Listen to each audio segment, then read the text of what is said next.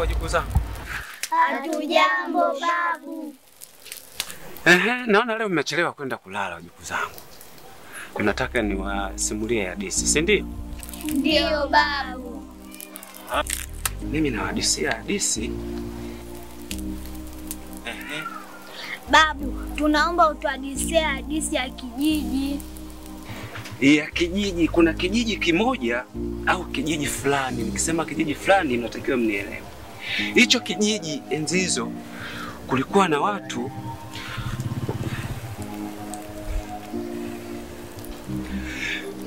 walikuwa wanapendana sana. Walikuwa wanasaidiana, walikuwa wanaoneana huruma, walikuwa wanapendana sana. Lakini baadaye akatokea mtu mmoja anaitwa Kapalato. Kapalato?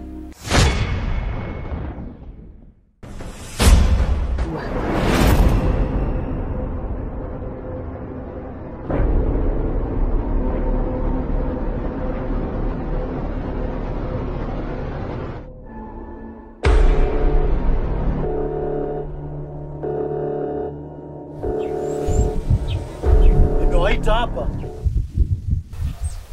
Kuna kikao cha dharura. Sasa basi,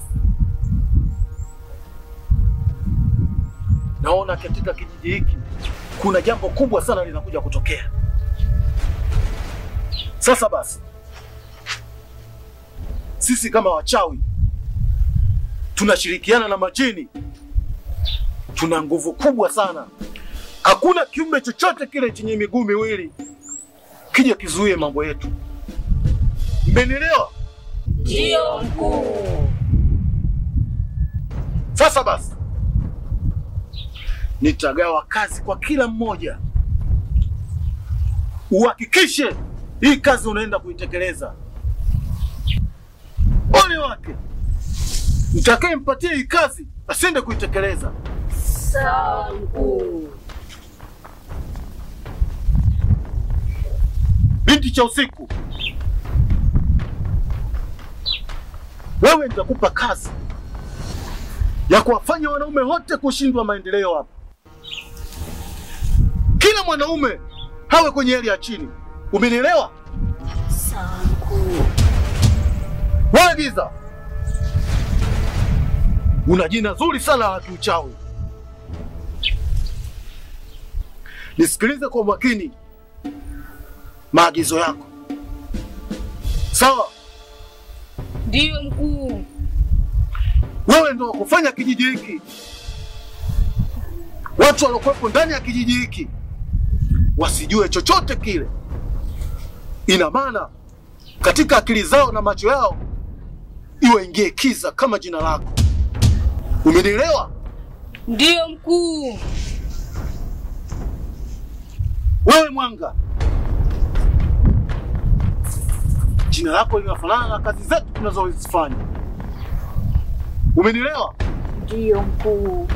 Sasa basi, kazi ninayokupa hii, tuna muda mrefu sana tujala nyama za binadamu. Hakikisha usiku wa leo tafuta mtoto mdogo sehemu yoyote ile, ili mradi tupate supu. Umenielewa? Ndio mkuu. Sasa basi, usipotekeleza hili na kufanya kitu kibaya. Umenielewa? Ndio mkuu. Wewe Shida, nisikilize vizuri na hizi shida zako. Umenielewa? Nahitaji zukule wa kike. Mkuu wenu hapa na Upwilu. Na kama mnavyojua, mimi siishi na binadamu wa kawaida. Nahitaji zukule. Leo tunaenda kumtoa mtu. Tunaenda kutoa mwanamke mzuri na mrembo. Mmenielewa? Ndio mkuu. Sasa basi, nyinyi wachawi wenzangu ndio itakuwa mwanzo. Nyie ndio itakuwa wa kwanza kufika katika eneo la kikao, ili mkaandae mazingira ya kumweka Zukule. Mmenielewa? Ndio mkuu. Nimemaliza. Naweza mkaenda. Sawa? Ndio mkuu.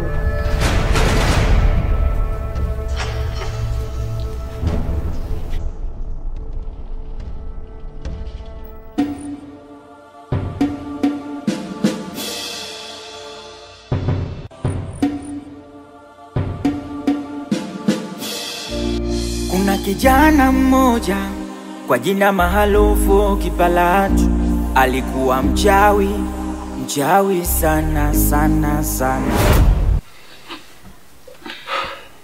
Mke wangu. Abe mume wangu.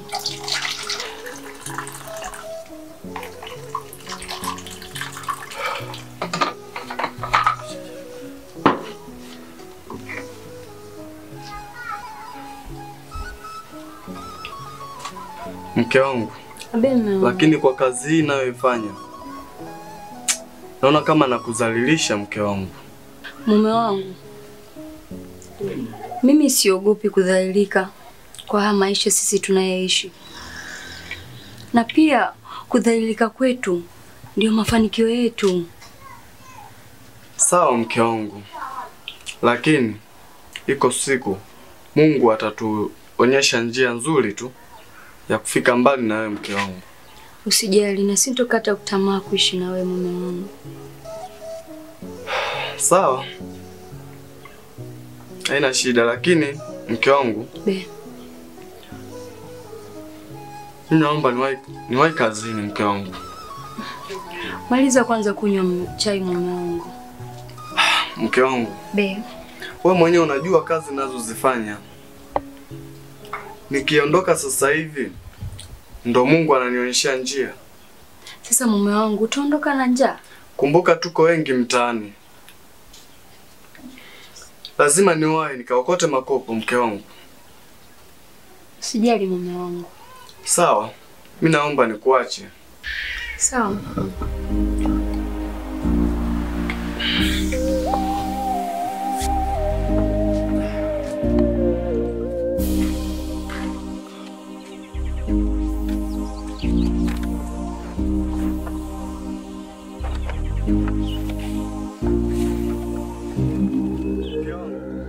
Abe mume wangu. Kwaheri.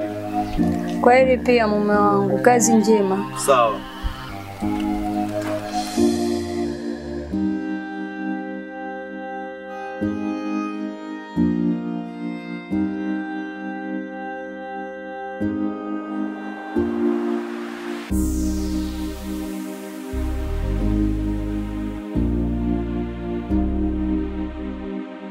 Karibu sana. Asante dada. Ila sasa mdogo wangu, nataka nikwambie jambo. Jambo gani? Kuhusu hapa kijijini kwetu. Sawa dada, nakusikiliza. Hapa kijijini kwetu sasa hivi tupo kwenye himaya ya mtu. Himaya ya mtu? Ndiyo. Mtu mwenyewe ni nani dada? Anaitwa Kapalatu. Kapalatu? Ndiyo. Mdogo wangu, naomba nitakayokuambia uyashike na uyafanyie kazi. Sawa dada. Kwanza, hapa sisi hatutumii simu. Simu? Ndiyo mdogo wangu. Yaani kitu chochote kile, iwe redio, iwe TV, haturuhusiwi. Ila ni yeye tu ndo anatumia. Sasa hivi teknolojia imebadilika. Kwa nini huyo Kapalatu anawafanyia haya yote? Mdogo wangu, angalia kijiji chenyewe hiki. Hakina maendeleo yoyote. Wanaume ndo unaona hivi wanalandalanda. Wazee wenyewe hawana kauli yoyote kwa huyo Kapalatu. Kwa hiyo ninachokusihi, sitaki matatizo mimi hapa. Unaona dada yako nilivyokaa nimetulia. Kwa hiyo, kwa muda utakaokaa hapa mdogo wangu, na kuomba sana, simu yako usitumie kabisa. Na sije akahisi kana kwamba hapa nyumbani tuna simu. Yaani tutapata madhara makubwa sana mdogo wangu. Makubwa haswa. Yule hacheki na mtu na hana masiara na mtu. Akishaamua jambo lake, hakuna kumpinga. Tutaangamia mdogo wangu. Na kuomba utulie kama nilivyotulia mimi dada yako. Sawa? Ila dada, mbona amewapa masharti magumu sana kwa mabinti wa sasa hivi? Mimi siwezi nikakaa bila ya kutumia simu dada. Unajua kabisa mimi nina marafiki ambao nimetoka huko mjini, natakiwa kuwasiliana nao. Sasa inakuwaje mimi nikaishi bila ya kutumia simu dada? Kuna sehemu za kutoka out na marafiki zangu. Sasa anaposema kwamba tusizurule, inakuwaje dada yangu? Na kuomba muda ambao uko hapa, naomba ufuate sheria na kanuni za hapa. Ukishatoka hapa ukaenda huko kazini kwako mjini, wewe utatumia simu yako, utafanya mambo yako. Na kuomba sana, sitaki nikupoteze. Umenielewa? Sawa dada, nimekuelewa. Na mimi nitajitahidi kufanya hivyo dada yangu. Naomba kaniendelee chakula mdogo wangu, na mimi nile chakula utakachoandaa wewe. Sawa dada yangu. Ngoja mimi nipumzike kidogo hapa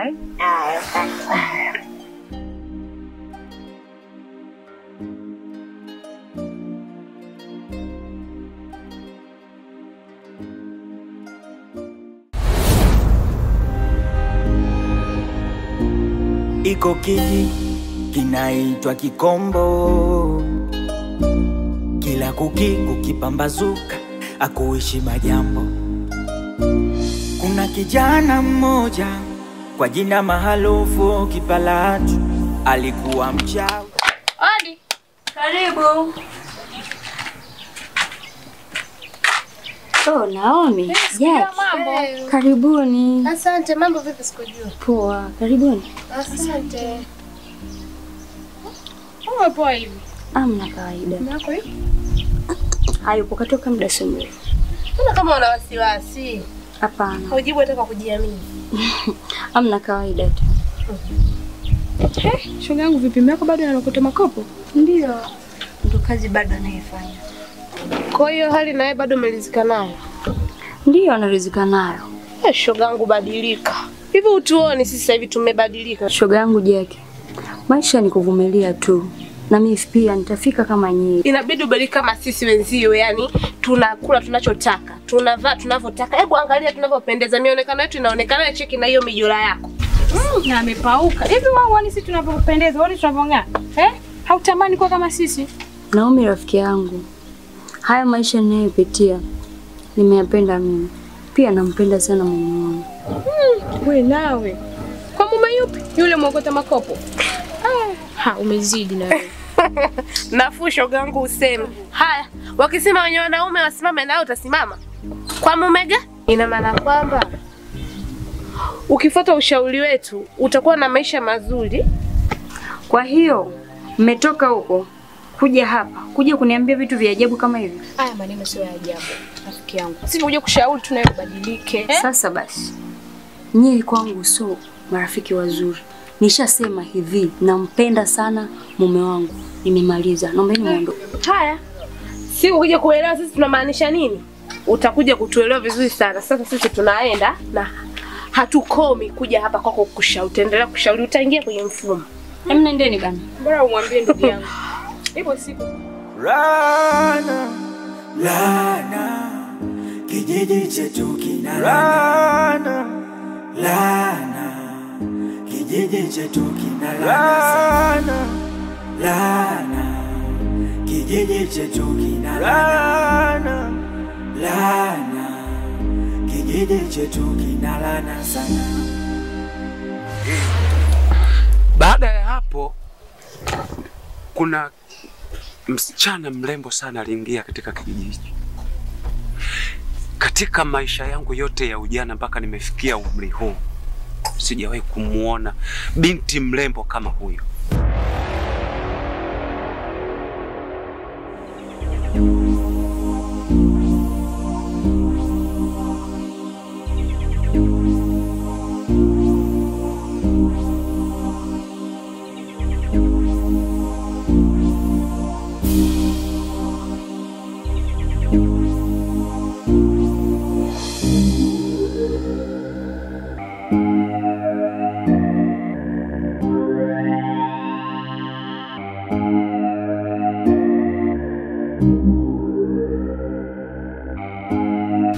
Lea, mambo? Poa, vipi? Fresh mzima? Safi. Lea, naomba nikwambie kitu kimoja. Wewe ni mwanamke mzuri sana katika kijiji hichi. Kweli? Mimi binafsi niseme kuwa nimekupenda. Asante. Hivi nitakupataje ili siku nyingine tukutane tena? Usijali, naweza nikakupa mawasiliano yangu. Ha! Unamiliki simu? Ndiyo, mbona unashangaa? Katika kijiji hichi hamna mtu yoyote ambaye anamiliki simu. Kaparatu akijua kwamba unamiliki simu, maisha yako yako hatarini. Inawezekanaje? Hataki mtu yoyote awe na maendeleo katika kijiji hichi. Tena ni afadhali ukaenda kumwambia huyo Kaparatu kuwa mimi natumia simu. Basi sawa. Wewe nenda. Haya, poa.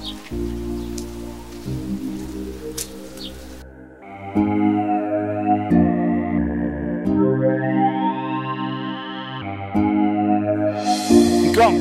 Abe. Vipi, unaenda wapi? Yule mwanamke ni nani? Nimpita njia, kwani vipi? Ukija mgeni utoki huko, maisha yako yote huko uko uchawi, mafuriko, watu wanaachana kwa vituko. Kijiji cha Kikombo Rana akupenda maendeleo katika kijiji chake. Wana kijiji wasifate ya kumtii Mungu, wawe wabaya kupitiliza, wawe wachawi na nguvu za giza. Ukija mgeni utoki huko, maisha yako yote huko uko uchawi, mafuriko, watu wanaachana kwa vituko. Kijiji cha Kikombo Rana, kijiji chetu kina laana, kijiji chetu kina laana, kijiji chetu kina laana, kijiji chetu kina laana sana.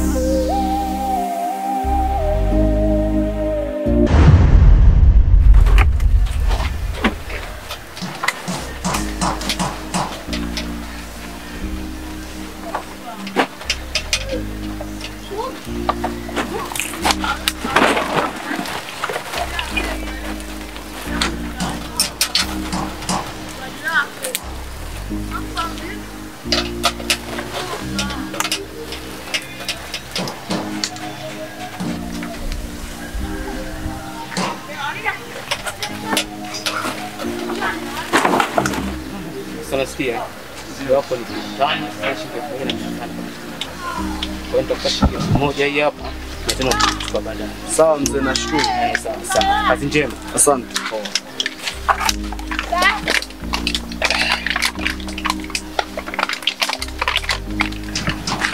Vipi rafiki yangu? Sasa rafiki yangu. Naona umetulia. Wangu nimechoka eti. Makopo ya mdogo wangu haya. Yaani nimetoka Kikonje, naingia Maoma, nakuja na mji wa serikali hadi hapa mwanangu nimechoka. Ila kinachofuata sasa hivi tutafika mpaka Chaho. Mimi na mpango wangu nitaingia hata Msanga. Kwa kweli mimi nimekuelewa blaza. Acha niingie mtaani niende nikasakalanye, maana kipato nilichopata leo hakinitoshi kabisa na familia yangu. Gembe, shilingi ngapi? 1000. Kaka, mimi naomba nikuache basi. Haina shida mama. Poa.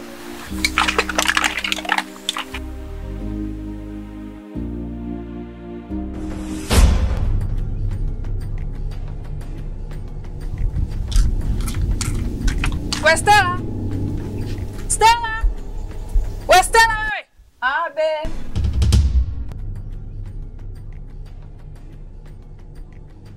Nimekuja kukuambia naomba umkanye mdogo wako.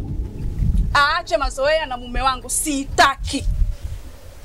Mdogo wangu huyu? Ndio huyo mdogo wako, naomba umkanye, sitaki kabisa. Mbona mimi nishamwelekeza kila kitu? Umemwelekeza eh? Sasa nakwambiaje? Sitaki nimuone na siku nikimuona yuko na mume wangu, ile sura yake nitaiharibu.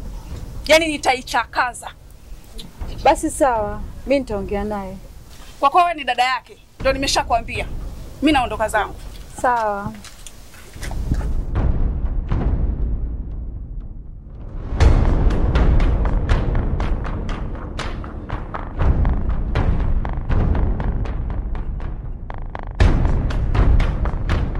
Wele, hivi mara ngapi nakuelekeza mdogo wangu?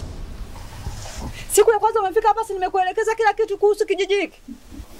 Mbona hutaki kunielewa wewe? Au unataka kuniweka kwenye wakati gani? Lea, naongea na wewe mdogo wangu. Nilikwambia kabisa habari ya dharau zako acha. Hebu jaribu kuishi kama watu wengine hapa kijijini. Mbona mimi dada yako ananiheshimu sana hapa? Yaani mimi naongea na wewe ndo kwanza unanikodolea jicho lako la dharau. Lea mdogo wangu, unataka nikupoteze? Mbona unanifanyia hivi? Unataka kunipa jaka la moyo? Kuna mwanamke kaja hapa. Hivi unajua ni alikuwa anafoka? Lea mdogo wangu, umekuja juzi tu mara hii ushaanza kutembea na waume za watu. Hivi nikuelekeze mara ngapi nimekwambia hiki kijiji hakitaki hizo tabia. Unataka nikupoteze? Lea, naongea na wewe. Umeshindwa tu kukaa hata sehemu yoyote ambayo vijana ambao hawajaoa mpaka unaenda kwa mume wa mtu. Lea, utakufa. Nakwambia kabisa hapa nitabaki peke yangu. Naongea hivi kwa uchungu leo, usiniangalie hivyo ujue. Hafu ni mtu ambaye nakutegemea sana, kwa nini unanifanyia hivi lakini? Unataka nifanyeje mimi dada yako? Unataka kuniua? Kuhusu habari ya simu nilikwambiaje leo? Hiyo simu nilikwambiaje habari ya matumizi ya simu hapa? Nimekusikiliza maneno yako. Nikajua unaongea sijui kitu gani. Kumbe unaongea kuhusu huyo Kapalatu. Mimi anitishi. Tena namsubiri kwa hamu.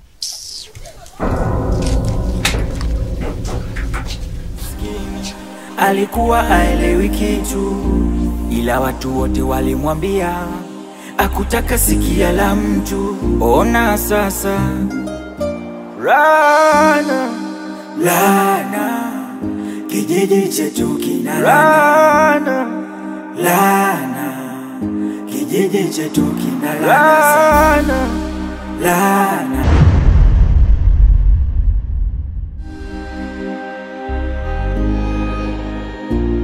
Iko kijiji kinaitwa Kikombo, kila kukipambazuka akuishi majambo. Kuna kijana mmoja kwa jina maarufu Kipalatu, alikuwa mchawi sana sana sana. Akupenda maendeleo katika kijiji chake, wana kijiji wasifate ya kumtii Mungu, wawe wabaya kupitiliza, wawe wachawi na nguvu za giza. Ukija mgeni utoki huko, maisha yako yote huko uko uchawi mafuriko, watu wanaachana kwa vituko. Kijiji cha Kikombo, Rana, Lana, kijiji chetu kina Rana. Wewe mwanamke, wewe mwanamke,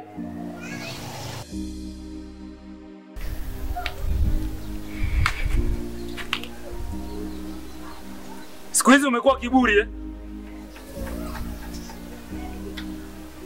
Naongea na wewe, ulikuwa unaelekea wapi kule?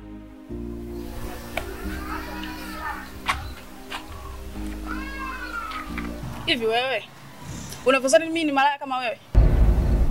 Kwa watu wazima unasimama na malaya zako huko njiani. Mimi sio malaya kama wewe. Kwa sasa hivi umeshaanza kunizungumzia maneno makali, si ndio? Umeona mimi ndo kusimama na wanawake huko barabarani. Unajua ni kwa sababu gani natoka nje ya ndoa? Na kuuliza unajua nini sababu? Tumeishi zaidi ya miaka 3 mimi na wewe. Haujawahi kunizalia mtoto. Kwani kupata mtoto mimi ndo napanga? Wewe mwanamke una matatizo. Miaka yote sijawahi kukuona hata na kichefuchefu. Hebu kwenda bwana wewe. Kwanza nilikuwa nakuvumilia tu. Mwenye matatizo hapa ni wewe na wala sio mimi. Ha! Kwa mimi tena ndo na matatizo. Wewe mwanamke, kwa mantikio mimi nishakuchoka. Watu wanaachana kwa vituko. Kijiji cha Kigombo, Kigombo. Rana, lana. Kijiji chetu kina lana, lana. Kijiji chetu kina lana, lana. Kijiji chetu kina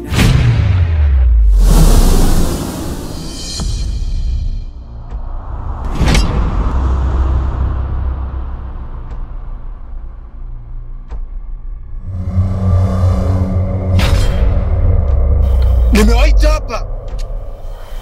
Nataka kujua kazi niliyowapa asubuhi.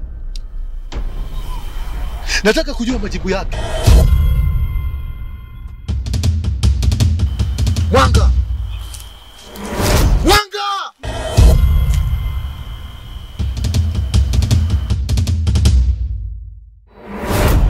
Nimekupatia kazi. Mpaka sasa hivi sijapata majibu yote kutoka kwako. Unamaanisha nini wewe? Nisamehe mkuu. Hivi toka lini mchawi akashindwa? Unashindwa na mtu mwenye miguu miwili? Hapana. Mwanga! Ndiyo mkuu. Unajua majukumu niliyokupatia? Ndiyo mkuu. Umetekeleza? Hapana mkuu, ila naomba unisamehe mkuu. Haiwezekani. Wachawi wakubwa tushindwe na mtu ambaye sio kwa mchawi. Sasa basi, kwa hili nimewasamehe. Kwa hili nimewasamehe. Mtawapalatua iwapo kama kazi yangu haitoenda vizuri. Saizi usiku nahitaji upitie kwa kila nyumba. Saizi ni usiku wa 8. Mmenielewa? Ndiyo mkuu. Nahitaji kila mmoja aende kwenye majukumu yake. Mpaka kesho asubuhi nahitaji majibu yakamilike. Umenielewa? Ndiyo mkuu. Hakuna muda wa kupoteza. Ale chiangaraje. Ale mwaha.